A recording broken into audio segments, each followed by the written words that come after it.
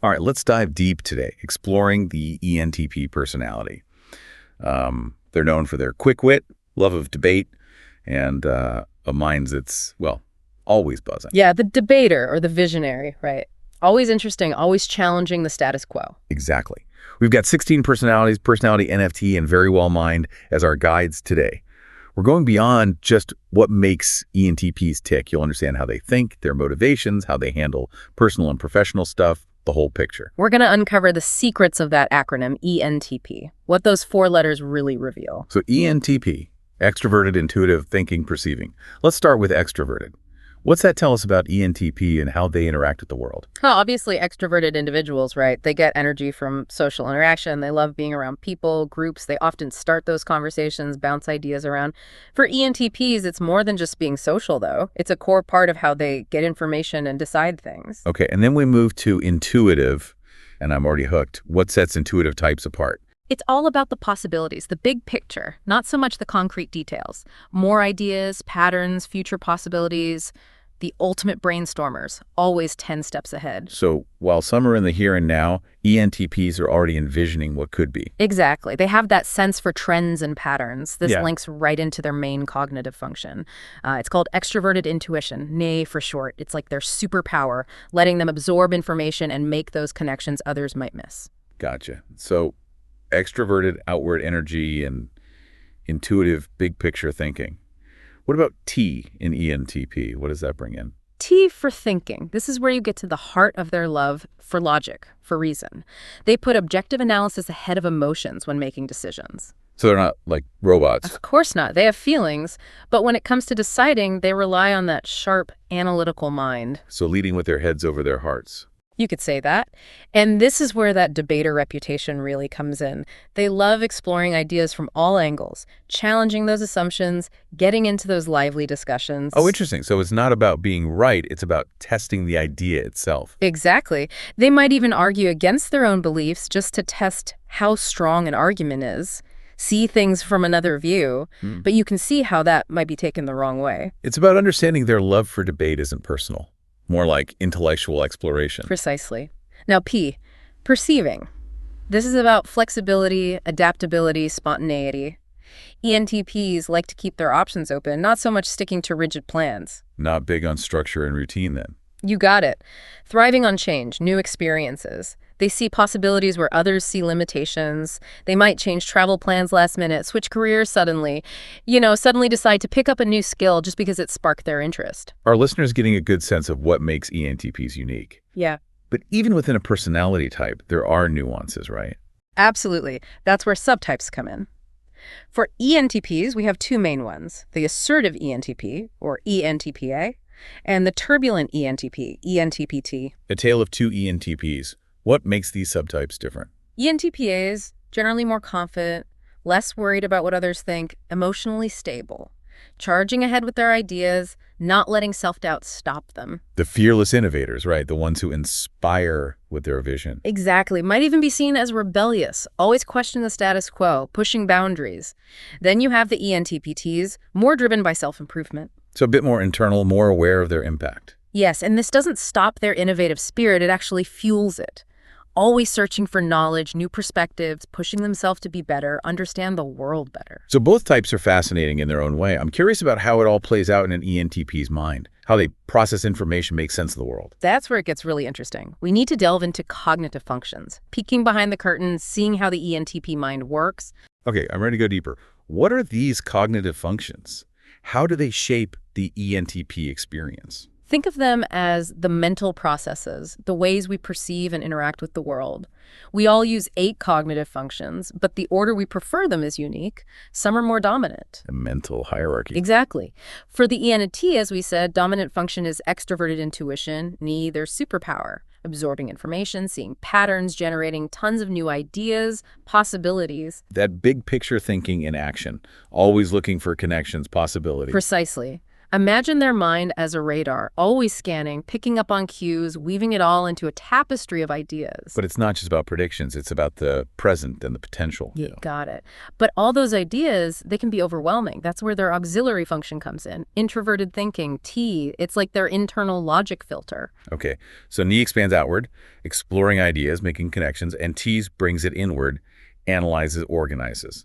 Exactly. Seeking that internal consistency. It's the architect of their mind, taking the raw materials from Ney and building a logical framework. It helps them see the structure behind their ideas, which is essential to make those ideas real. Ney, the explorer. T, the architect. What about emotions? Of course, they're not emotionless. Feelings are expressed through their tertiary function, extroverted feeling, Fe. This allows them to tune into others' emotions, look for harmony in social interactions, and express their own feelings. They do have hearts, even if they lead with their heads.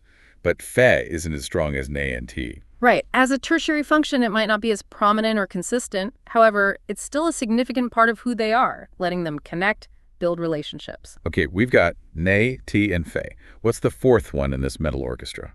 The fourth, and often least developed, is introverted sensing, Psi, all about details, facts, past experiences. Wait, so the type known for future-oriented thinking also has a function rooted in the past. Exactly.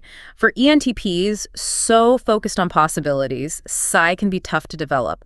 They might miss details, struggle with concrete experiences, remembering specific facts. So A, their Achilles heel, but still important. Absolutely. It provides grounding, stability, continuity. It helps them learn from past experiences, appreciate tradition, even find comfort in routine. So even though ENTPs are innovative, forward-thinking, they still need that connection to the past, to details. It's all about balance. You got it. And as they mature, they often learn to integrate all four functions, leading to a more balanced and fulfilling life. I'm curious, what stands out to you so far about the ENTP personality? I'm really struck by how paradoxical they are. Big picture thinkers, future-oriented, but they also have this deep need for logical analysis, connection to the past, and concrete details.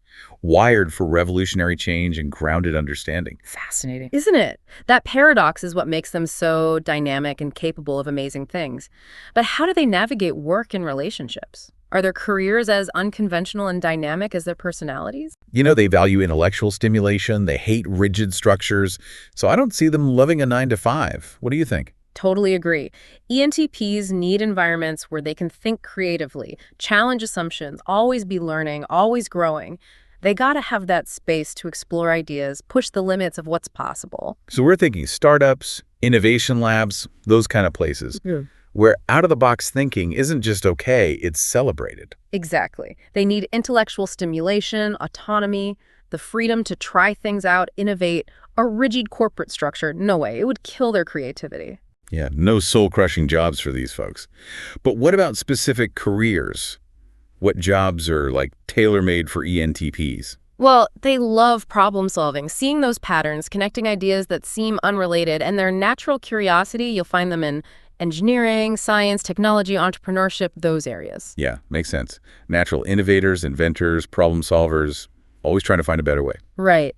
And they're such good communicators, persuasive, can think on their feet. So law, journalism, consulting, even politics. Ooh, can you imagine an ENTP politician? Things would get shaken up. For sure.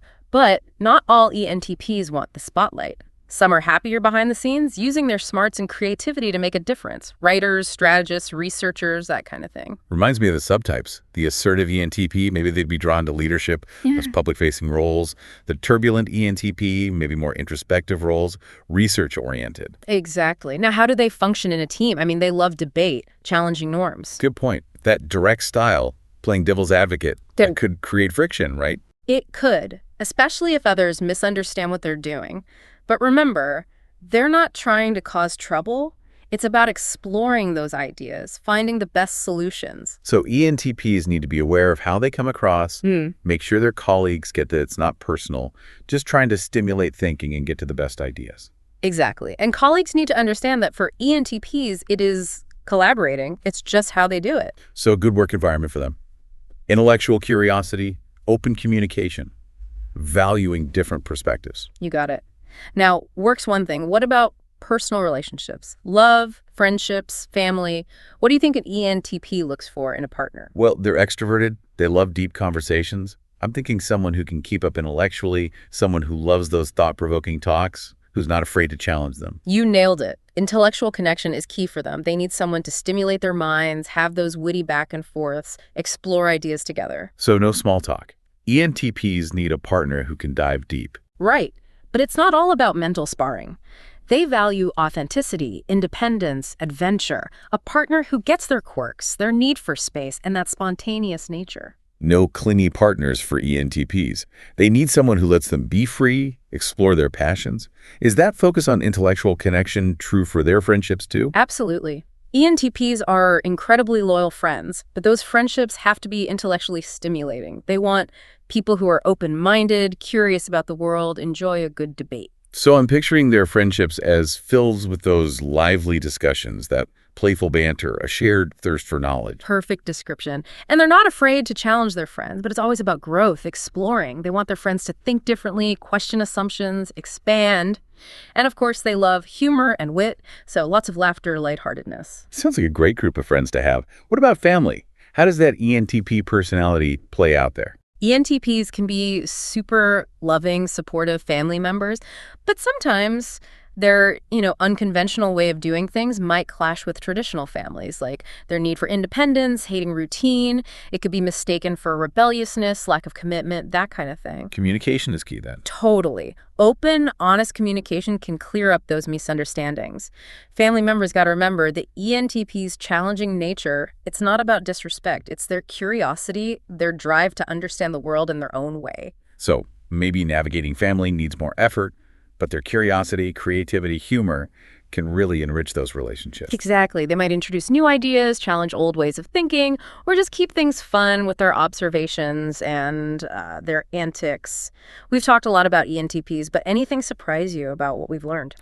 Honestly, I'm surprised by how deep and complex they are. Okay. At first glance, they're these carefree debaters, but there's a mind underneath that's always analyzing, processing, seeking understanding. It is fascinating, isn't it? That complexity makes them so dynamic, so capable. But remind me, where did we learn about ENTP subtypes? Personality NFT, right? Their take on the assertive and turbulent subtypes was really insightful. You know what I'm curious about now? We've talked about the traits, but are there examples in real life? Famous ENTPs. Oh, tons. You might be surprised how many famous figures throughout history were probably ENTPs. Remember, they're drawn to fields where they can express their creativity, ingenuity, and that desire to challenge things. So artists, scientists, inventors, entrepreneurs, politicians. All of them. And their impact is huge. Look at Leonardo da Vinci, the ultimate Renaissance man. He was all about ENTP creativity and innovation. He was so curious it led him to explore everything from painting to engineering to anatomy. Wow, Leonardo da Vinci and the ENTP makes total sense. That constant search for knowledge, his artistic brilliance, seeing patterns across different fields, it fits. Doesn't it? And there's more. Benjamin Franklin, the inventor, writer, diplomat, another Renaissance man. A perfect example of the ENTP mind in action. Always pushing boundaries, experimenting, challenging conventional thinking. Benjamin Franklin flew a kite in a thunderstorm. Sounds like him. That's the one. And of course, Steve Jobs, the visionary behind Apple. He was all about the ENTP entrepreneurial spirit, seeing the potential in new ideas, disrupting entire industries. His thinking, his communication, his unwavering belief, it led to some of the most iconic revolutionary products we have. Okay, so we've got artists, inventors, entrepreneurs. What else? Well, they love debate, seeing multiple sides, so they often excel as lawyers and politicians. Arguing a case before the Supreme Court, debating policy in Congress. Absolutely. They stand up for what they believe in, challenge authority, fight for a better future. They're articulate, see flaws in arguments, think fast. They're formidable opponents in any debate. I'm seeing a pattern. ENTPs are drawn to making a difference, changing things, leaving their mark on the world. You're right. They are catalysts for change, innovators, visionaries. They show us new ways of seeing the world. They push us forward, challenge us to grow, remind us that the world keeps changing. And they do it all with such enthusiasm, a playful spirit. They're irresistible. Totally agree. We've covered so much today about ENTPs. Their traits, cognitive functions, strengths, weaknesses, relationships, impact on society. But there's one more question, and it might be the most important one. Okay, I'm intrigued. If ENTPs are wired to challenge the status quo, Question everything, push boundaries. What does that tell us about the systems and structures we just accept without thinking? Wow, that is a powerful question. It's like you're challenging us to see the world through their eyes. Right. ENTPs are disruptors. They aren't satisfied with things as they are. They always want to improve, innovate, create something better. So not just thinkers, but doers. They take those big ideas and make them real. Exactly. And that's why they matter. They push us forward, challenge us to grow, remind us that the world keeps evolving. Sometimes they make us uncomfortable, but in a good way. Yeah. They make us look at our beliefs, our assumptions, consider different viewpoints. That's how progress happens. Through that discomfort, through being willing to challenge things, that's how we create a better future. I think that's a great place to end this part of our dive. We've explored ENTPs, their strengths, weaknesses, relationships, their impact, and how they can challenge us to be better. It's been quite a journey, hasn't it? We've seen that ENTPs are so much more than debaters or visionaries. They're complex, dynamic people with a unique blend of intellectual curiosity, creativity, and a passion for making a difference. So if you're listening and thinking, wait, am I an ENTP? Or you know someone who fits the bill, keep exploring. There's so much to learn about personality types. You might even discover a hidden ENTP inside yourself. And if you do, embrace it. That curiosity, the thirst for knowledge, that rebellious spirit. The world needs more ENTPs. That's all for our ENTP deep dive. Until next time, keep those ENTP-inspired questions coming. Goodbye for now. Thanks for joining us on the deep dive. So we've been talking about these famous ENTPs, right? Like Da Vinci, Benjamin Franklin. Yeah, they really embody that ENTP spirit, always searching for knowledge, not afraid to challenge things, and look at what they accomplished across all those different fields. It's pretty inspiring, right?